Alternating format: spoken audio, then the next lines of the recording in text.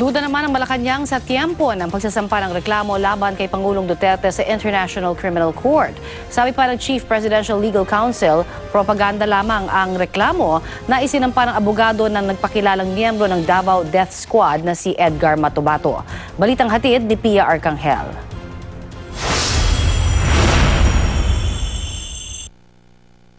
Nitong Huwebes pa raw dumayo sa The Netherlands si Attorney Jude Sabio, abogado na nagpakilalang miyembro ng Davao Death Squad na si Edgar Matubato. Ang pakay, sampahan ng reklamo sa International Criminal Court si Pangulong Rodrigo Duterte. Ibinase ang 77 pahinang reklamo sa mga testimonya ni Matubato at ng nagpakilalang DDS leader na si retired SPO3 Arturo Las Cañas, gayon din ang iba pang mga ulat mula sa mga grupo ng human rights at media. Malinaw na yung sistema na ginawa niya sa Davao ay pinagpatuloy lamang nung naging presidente siya. As a consequence of that system, more than 1,400 ang napatay sa Davao City. At sa kanyang giyera kontra droga, sobra 7,000 ang napatay.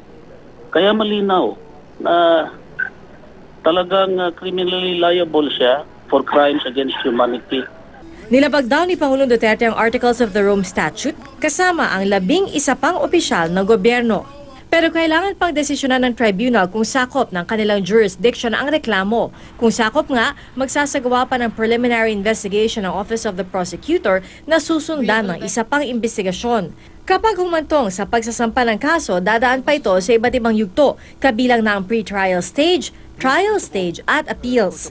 Tumanggi na magsalita ang tagapagsalita ng ICC na si Fadi El Abdallah, alinsunod sa standard procedure ng korte. Tinawag naman itong propaganda ng Presidential Legal Counsel.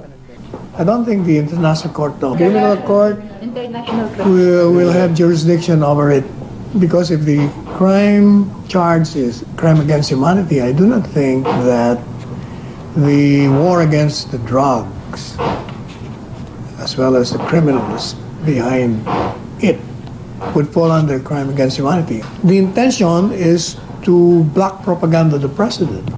Ang Malacanang duda sa timing ng pagsasampa ng reklamo na tila para lumikha raw ng negatibong balita sa paghahanda ng Pilipinas sa pag-host ng ASEAN Summit. Wala raw kahihinat na ng reklamo.